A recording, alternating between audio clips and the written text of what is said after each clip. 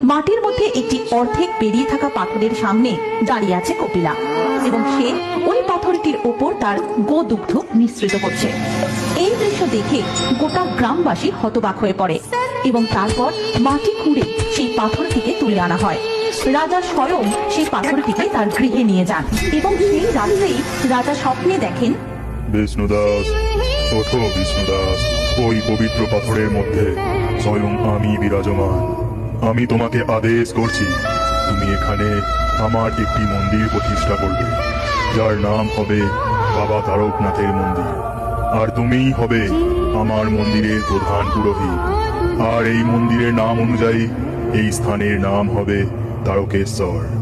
এমন স্বপ্ন দেখে রাজার ঘুম ভেঙে যায় এবং পরের দিন থেকেই তিনি মন্দির নির্মাণের কাজ শুরু করেন।